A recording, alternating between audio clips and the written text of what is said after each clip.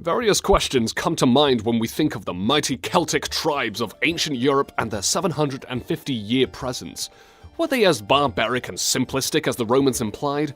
What did they invent or create during the era of the Iron Age? And most importantly, did they really fight battles with no clothes on? I'm Jake, the Voice Per, and these are 10 facts you probably didn't know about the Celts.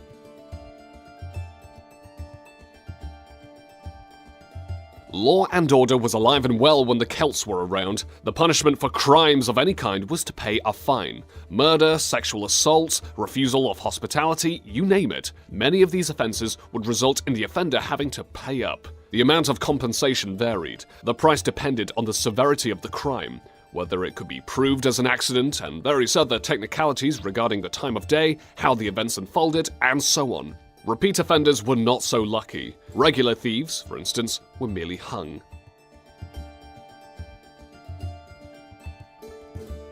During funerals, the Celtics were known to party and celebrate, yet they wept when a child was born. Sounds pretty balmy, but there was an important reason why they did this.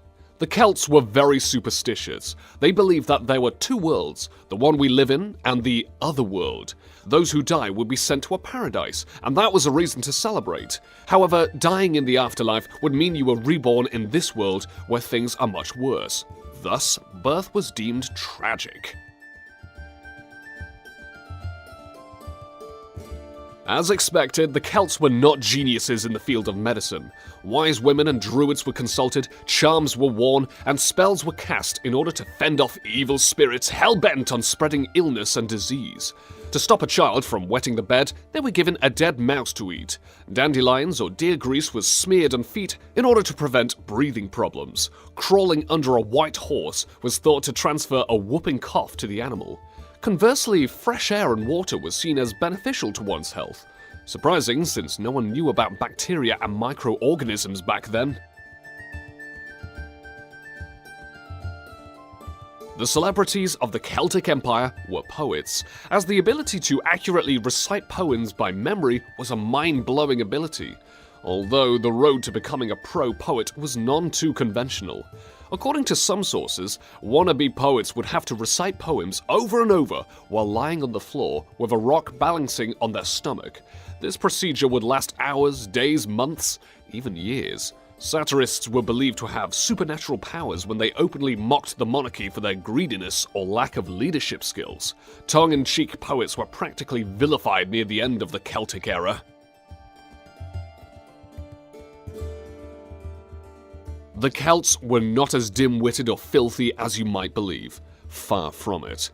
Not only did the Celts invent the Coligny calendar, which accurately predicted the position of the sun in any upcoming month of the year, in comparison to the Romans' not as precise Julian calendar, they also created roads for trade routes.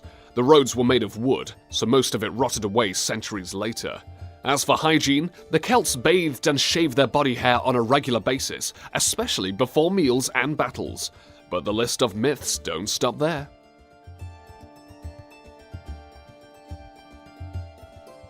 You may have heard how the Celts were crazy enough to fight in battle with absolutely no clothes on, with the exception of a small tight brooch wrapped around their neck. This is, once again, a historical myth likely conjured up by the Romans. Some wore comfortable clothing in battle, which provided next to no protection, while others donned light armor made of leather. However, thanks to the technological advances of the Iron Age, heavier and sturdier armor was crafted. Historians have argued whether the Celts invented chainmail, since many sources seem to imply they wore it in battles. This is debatable. Regardless, it just goes to show how one's enemies will gladly warp and rewrite history out of spite.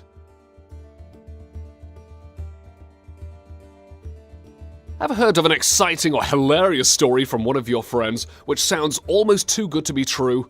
The Celts were big fibbers and loved to boast about how tough they were at parties. While they enjoyed their food, alcohol, and music, members of the tribe would step forward and boast about their bravery, such as how they single-handedly defeated a group of marauders with their bare fists, or something to that effect. More and more people would step forward and share their tales of valor. Naturally, this would result in a lot of arguments and fights. In the end, though, it was all good fun, simply because no one dared to back down and admit defeat in the art of storytelling.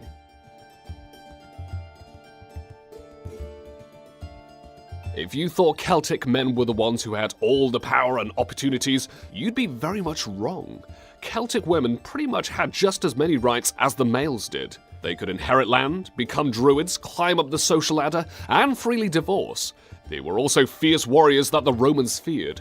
Celtic women were tall, muscular, and were deadly opponents on the battlefield. After all, they were taught to fight, much like the men of the family. One of the most iconic figures would be Queen Boudica of the Iceni tribe. After her husband died, the Romans, once her allies, seized the land for themselves and publicly flogged her. Fueled with a primal hunger for revenge, she led 3 battles on Roman settlements.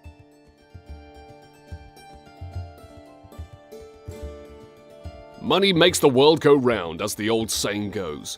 That was certainly the case for the Celts. These so-called savages were in fact very wealthy. This was partially due to the fact that the Celts were situated across many gold mines across Gaul, known these days as Western Europe. It was no wonder that Julius Caesar commenced the Gallic Wars. All that gold would have solved his debt problems. Celts loved to trade leathers, pelts, jewelry, and more. When the Greeks created the trading colony of Melassia around the 7th century, the two groups began bartering and sampling exotic goods. The ancient tribes finally got to sample olive oil and grapes, but the most popular import at the time was wine. The Celts probably traded items such as furs, tin, salt, and amber, which were gratefully received by the Greeks as these items were rare in the Mediterranean. Headhunting was a sacred religious practice for the Celts. That, and it made them look tough. It was believed that the human soul was based in the head. Celts believed that all creatures, wildlife, and the like owned a soul, so collecting the heads of your enemies would mean they would serve you in the afterlife for all eternity. Severed heads were used to decorate people's doors for bragging rights. Some Celts who were allies with Romans would be bribed for handing over the severed heads of enemy tribe leaders, which was a great way of confirming a kill. The Celtic culture was not the only one to practice headhunting, but it was of great importance to them in more ways than one. Those, then, are 10 facts you probably didn't know about the Celts. For more top lists just like this, be sure to leave a like and subscribe if you haven't already. Don't forget to check out our other top lists. Thank you very much for watching, and thanks for learning.